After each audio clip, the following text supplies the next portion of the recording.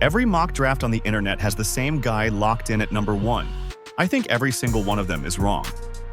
The 2026 NBA draft is almost here, and the board everybody thinks they have figured out is about to get torn up. There is a former MVP who I think gets traded on the very same night his old team drafts his replacement. And the most chaotic draft night in a decade is being set up right now by a domino that has not even fallen yet. These are 5 shocking predictions for draft night. If even half of them hit, the league is going to look completely different by the end of the week. Do me a quick favor before we start and tap that subscribe button, because draft week is when all of this moves at once. Let's get into it. Number 5. This draft turns into a run on guards unlike anything we have seen in years. Everybody is staring at the very top of the board, but the real story might be one row down. Scouts have raved about this backcourt class all season, calling it the best point guard crop in years, and the latest intel says there could be as many as 6 guards taken inside the top 10 alone. We are talking Louisville's Michael Brown Jr., Arkansas's Darius Acuff Jr., Arizona's Braden Burries, Houston's Kingston Flemings. Names a lot of casual fans have not memorized yet, who are all about to come off the board in a hurry. And here is why it matters. Because draft runs snowball. One team reaches early because they are terrified their guard will not make it back. The team behind them panics and grabs the next one. Suddenly, a wing who should have gone 12th is sliding into the 20s while guards keep flying off the board. This is the deepest backcourt class we have had in a long time, and I think it bends the entire shape of the lottery around it.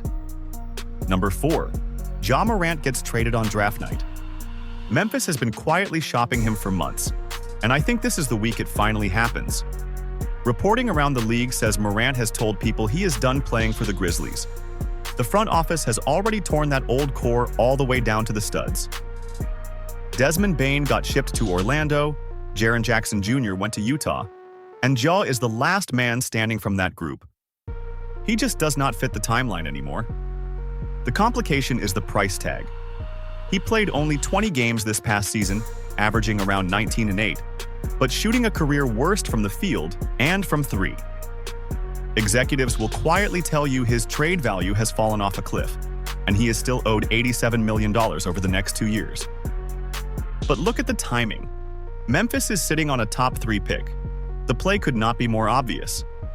You draft your new franchise face this week, you finally ship Ja out for whatever young players and picks you can get, and you completely turn the page. And there is precedent.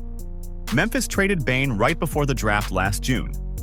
Half the league is already circling, from the Kings to a Bucks team that just hired his old head coach to Miami if their bigger swing falls through.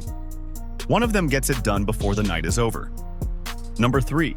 Caleb Wilson crashes the top 3, and Cam Boozer is the one who pays for it. Rewind a few months, and Wilson was a late lottery flyer, a fun athlete, and not much more. Not anymore. The North Carolina freshman has bullied his way into the conversation at the very top of this draft, putting up almost 20 and 10 as a freshman. And then he went and tested as one of the most explosive athletes in the entire class. We are talking a 39-inch max vertical on a 6'10" frame. Scouts are openly comparing his pogo stick bounce and his terror in transition to a young Zion Williamson. Here is the part that should make Duke fans nervous. The Grizzlies sit at number 3, and the word is they are deciding between Boozer and Wilson. The whole book on Boozer is that he is a limited athlete with a lower ceiling. In a league that pays through the nose for upside and for guys who can switch and guard everybody, I think Memphis takes the bouncier swing. Wilson goes in the top 3, and a guy a whole lot of people had penciled in as a top 3 lock starts sliding down the board. Number 2. This becomes the most trade-heavy draft night in a decade, and the fuse is Giannis Antetokounmpo. As of right now, Giannis still has not been moved. But Milwaukee's internal deadline to decide on him is before the draft, and the entire league is basically frozen in place waiting on it.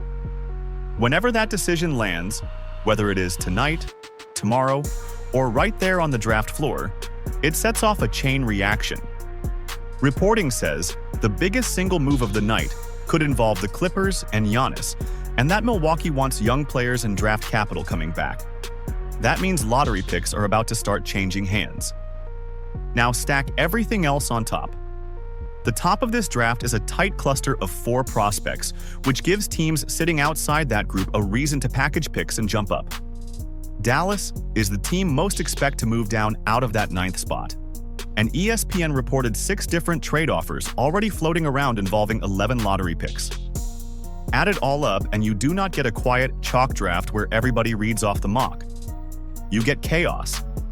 I think we see multiple lottery picks get dealt before the first round is even finished. Number 1. AJ Dybantsa does not go number 1. I know how this sounds. Every mock on the internet has settled on Dybantsa to Washington, the toolsy BYU wing, the consensus number 1, the franchise savior. He visited the Wizards, then flew to Utah, the only 2 stops he had planned. The pick feels inevitable. But here's what I keep coming back to. Darryn Peterson started this entire season as the number 1 prospect in the class. He is the most gifted offensive player in the draft, a guard who averaged over 20 a game and can get a bucket against anybody, and league sources say his medicals came back clean with no major concerns. The knock on him is the games where he took himself out. And yes, Washington already has Trae Young in that backcourt. But people inside the league do not see Trae as a real obstacle.